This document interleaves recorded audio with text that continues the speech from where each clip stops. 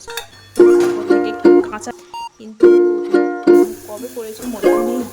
এই যে রাত্রিবেলার খাবার। Hello everyone, good morning and welcome back to my channel. আশা করি সবাই ভালো আছেন এবং সুস্থ আছেন। আমরাও ভালো আছি। তো এই সবাই ঘুম থেকে উঠলাম, উঠে ফ্রেশ হয়ে ছেলেকে পড়তে পাঠালাম, পড়াতে এসেছে। আর আমি এবারে ওষুধ খাবো, ওষুধ খেয়ে খাবো ব্রেকফাস্ট। দেখি আজকে কি ব্রেকফাস্ট খাওয়া যায়। ভাবছি ছাতুগুলা খেয়ে নেবো, ছাতুটা মোড়াবো। আমি ওই ছাতু বলতে ছোলা, ভাজা ছোলা কিনে নিয়ে এসে সেটাকে বাড়িতেই কুড়িয়ে খাই, কেনা ছাতু খাই না। তো শাশুড়ি মা খেত, তো সেখান থেকে আমিও ওইখান থেকেই খাওয়া শুরু করেছি। তো চলুন দিনটা স্টার্ট করি। আসলে এই ব্লগটা আপনাদের খুব ভালো লাগবে। রোদ্দুরটা দেখুন এত ভালো লাগছে, আর রোদ্দুরে ফসা লাগছে, ফসা। রবিবার থেকে প্রথম রোজা শুরু হয়ে গেছে। এই ছোলাটা দেখে আমার মনে পড়ে গেল।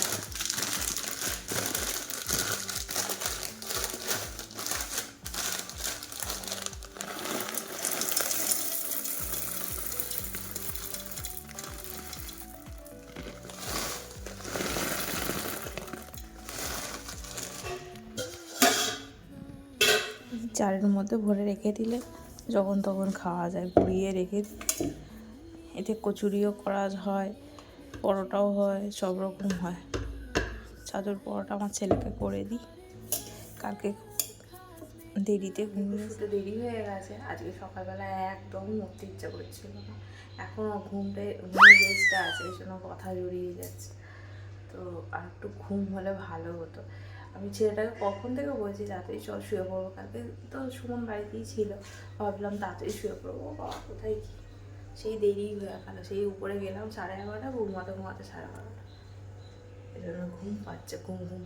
ডালটা বসিয়ে দিলাম। ডালটা হতে হতে আমার টিফিন খাওয়া সব হয়ে যাবে।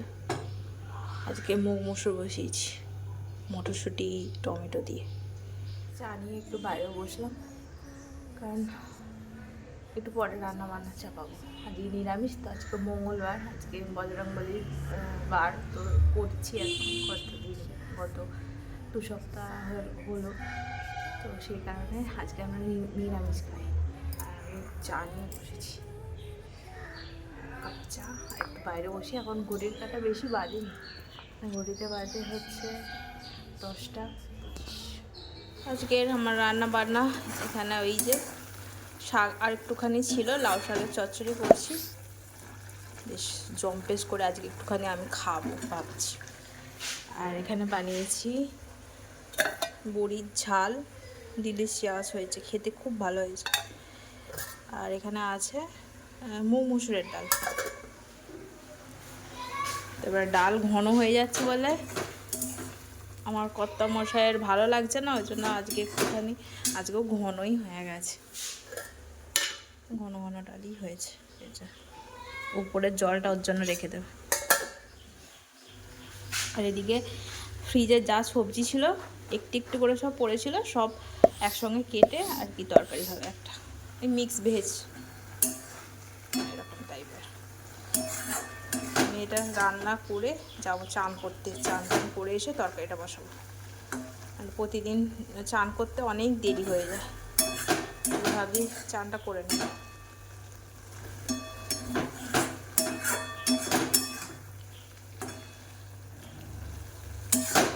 হয়ে গেছে। ওর থেকে একটু কাঁচা তেলটা মাস্ট, কাঁচা তেল ছড়িয়ে দিয়েছি। সর্ষের তেল, অবশ্যই সর্ষের তেল দিতে হবে। গুড ইভিনিং বন্ধুরা, এখন ঘড়ির কাটা হচ্ছে 6:30 ঘরে। আমি রান্নাঘরে এসে গেছি অনেকক্ষণ, এতক্ষণ যাবত রুটি করছিলাম। রুটি করে একটুখানি ঘুগনি বানাচ্ছি। আজকে আর ওই আলুর সবজি দিয়ে তরকারি খেতে ভালো লাগছে না, কারণ একঘেয়ে হয়ে গেছে সবজি পাতি। একটু আলুর দম, একটু ঘুগনি এরকম হলে ভালো হয়। যেহেতু আলুর দম খায় না, ওই জন্য সবজির তরকারি করেছি। আমাদের জন্য একটুখানি ঘুগনি বানাচ্ছি, নিরামিষই হবে। তো কেউ খেলে খাবে, আর ছেলে খাবো বলে বেশি করেই বানাচ্ছি। যতটা সবাই খাবে, আর যদি না খাই রেখে দেওয়া হবে ফ্রিজে, আবার পরের দিন কালকে আমি খেয়ে নেবো। আমার ঘুগনি খেতে ভীষণ ভালো লাগে। আমি শুধু ঘুগনিই খেয়ে না, আমি ওই মুড়ি রুটি ওই সব দিয়ে ঘুগনি খেতে ভালোবাসি না। এমনি ঘুগনিকে উপরে পেঁয়াজ ফিয়াজ কুচিয়ে, যেহেতু আজকে বজরংবলীর বার, তো সেই কারণে আজকে খাবো না, কালকে পেঁয়াজ থাকলে কালকে পেঁয়াজ দিয়ে কুচিয়ে খেয়ে নেবো। আমি আমার ঘুগনি খেতে ভীষণ ভালো লাগে। আমার মা করতো না ঘুগনি করতো, আমার মা কিছুতেই চাইতো না, কেন জানি না। ছোটো মা করতো, আর না হলে সেই কাকার দোকানের নিরামিষ ঘুগনি আনতো। কিন্তু ওই ঘরে যে মশলাপাতি পেঁয়াজ ফিয়াজ দিয়ে যে ঘুগনিটা, ওইটা আমাদের কোনো দিনই হতো না। ওইটা বেশি ভালো লাগে খেতে আমার। নিরামিষটাও খারাপ নয়, কিন্তু নিরামিষটা ছোটোবেলা থেকে খেয়ে খেয়ে এখন আর নিরামিষটা অতটা ভালো লাগে না। কিন্তু ঘুগনিটা বেশিরভাগ নিরামিষই হয়, ওর শ্বশুরবাড়িতেও তাই। আমিষ ঘুগনি হয়তো কবে করেছি মনেও নেই। এখন আর পেঁয়াজটা কেউ আমিষ ভাবে না, কিন্তু আমরা বাঙালি তো, আমাদের কাছে এটাই পেঁয়াজটা আমিষই বলতে গেলে। সেই হিসাবে আর কি আমি আর রীতিনীতির বাইরে যাইনি। এটা মশলাটা কষানো হলে, এই যে সিটি মেরে নিয়েছি, জানি না সেদ্ধ হয়েছে কিনা। আমার একটু গলা গলা ঘুগনি পছন্দ, আমার ওই জেগে থাকবে ঘুগনি ওরকম পছন্দ না, আমার একটু ঘেটে ঘেটে যাবে ঘুগনি পছন্দ। এই যে দেখুন বন্ধুরা, পড়াশোনা করছে না, একে স্কুল ছাড়িয়ে দেব। কখন থেকে লিখতে বলছি, সেই 7:30টায় পড়তে বসেছে। এখন ঘড়ির কাঁটা প্রায় 8:45 ঘরে, কিন্তু ও বলছে পড়বে না। ঠিক আছে, আপনারা বলবেন কমেন্ট বক্সে যে ওকে নতুন স্কুলটায় ভর্তি করানো হবে, নাকি ওকে পড়াশোনা ছাড়িয়ে মাঠের চাষবাস করানো হবে। অবশ্যই কমেন্টে জানাবেন। চাষবাসটাই ভালো হবে। কি হলো, ফোন খেয়ে নিবি?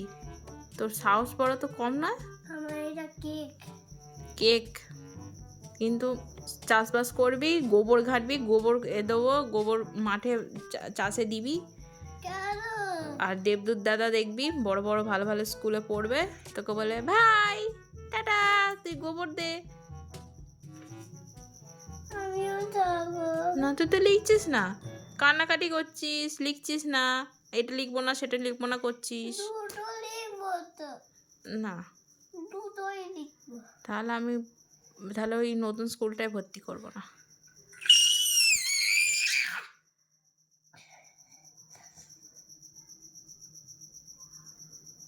চেঁচালেই হয়ে যাবে নাকি?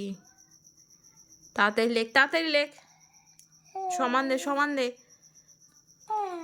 10 লেখ।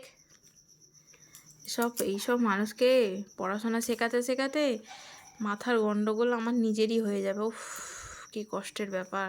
আপনাদের রাত্রিবেলার খাবার আমার ছেলের, পুরো পড়াশোনা খেয়ে না, ঘুগনি রুটি, একটু পরে মুড়ি মেখে দেবো। রুটিটা খাওয়া গেলে মুড়ি দিয়ে দেবো, ঠিক আছে? সোনা ছেলে, খেয়ে নাও, আমাম করে খেয়ে নাও। কেমন হয়েছে খেয়ে বলবে, ঠিক আছে? ওই তো মুড়ি খেলাম, রুটি খেলাম, আমিও তো খেলাম রুটি মুড়ি, তুমিও রুটি মুড়ি খাবে।